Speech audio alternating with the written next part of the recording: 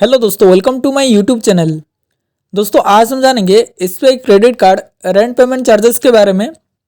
दोस्तों बहुत सारे credit card users credit card limit को बैंक अकाउंट में ट्रांसफ़र करने के लिए अलग अलग मेथड एंड ट्रिक यूज़ करते हैं। उनमें से एक है क्रेडिट कार्ड रेंट पेमेंट, यानी रेंट पेमेंट को क्रेडिट कार्ड के थ्रू करना। सभी यूपीआई ऐप में ये सर्विस है, जैसे पेटीएम, फ़ोनपे, फ्रीचार्ज, क्रेड, सभी ऐप में आप क्रेडिट कार्ड के थ्रू रेंट पेमेंट कर सकते हैं। ये सब ऐप में क्रेडिट कार्ड के थ्रू रेंट पेमेंट करने पर आपकी तरफ से एक अलग चार्जेस लगता है, जो कि कन्वीनियंस फी होता है। सभी ऐप में 1% से लेकर 2.5% तक यहाँ पे चार्जेस होता है। अलग अलग ऐप में अलग अलग चार्जेस है। तो यहाँ पे इस प्लेटफॉर्म का तो अलग चार्जेस लगता है आपका, साथ ही बैंक की तरफ से भी एक अलग चार्जेस लगता है। 2-3 साल पहले क्रेडिट कार्ड के थ्रू रेंट पेमेंट करने पर कोई भी चार्जेस नहीं लगता था, लेकिन अभी सभी बैंक की कार्ड में ये चार्जेस लगता है।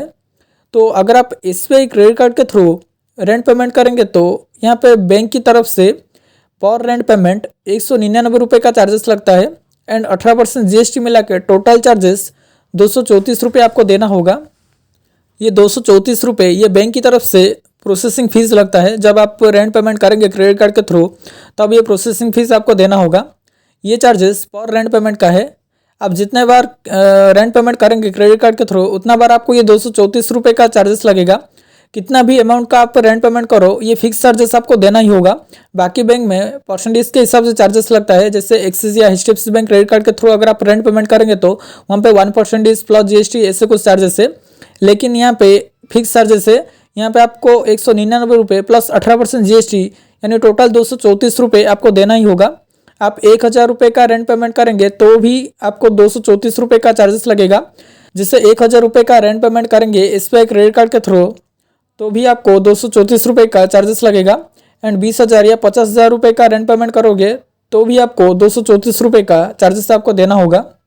जब आप क्रेडिट कार्ड के थ्रू रेंट पेमेंट करेंगे उसके 1 या 2 दिन के अंदर ये चार्जेस आपके क्रेडिट कार्ड लिमिट से डेबिट हो जाएगा।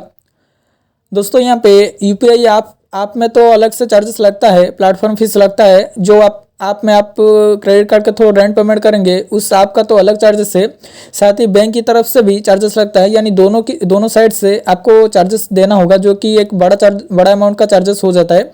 इसलिए रेंट पेमेंट में अभी कोई फ़ायदा नहीं है। अगर आप क्रेडिट कार्ड पैसे को बैंक अकाउंट में ट्रांसफ़र करना चाहते हैं तो आप वॉलेट ऐड मनी कीजिए। क्रेडिट कार्ड के थ्रू वॉलेट ऐड मनी कीजिए। आप अमेजन पे वॉलेट में क्रेडिट कार्ड के थ्रू ऐड मनी कर सकते हैं। ऐड मनी होने के बाद आप उस वॉलेट बैलेंस को बैंक अकाउंट में इजीली ट्रांसफ़र कर सकते हैं। इसमें चार्जेस कम लगता है रेंट पेमेंट से। या आप फ़ोनपे वॉलेट में भी आप वॉलेट ऐड मनी कर सकते हैं क्रेडिट कार्ड से एंड उस पैसे को बैंक अकाउंट में ट्रांसफ़र कर सकते हैं, लेकिन इसके लिए फुल केवाईसी चाहिए। फ़ोनपे एंड अमेजन पे वॉलेट में फुल केवाईसी होना चाहिए। दोस्तों ये रहा SBI credit card rent payment charges के बारे में। तो ये वीडियो कैसा लगा अपने कमेंट पे बताइए एंड अच्छा लगे तो लाइक शेयर एंड सब्सक्राइब करना। Thank you for watching.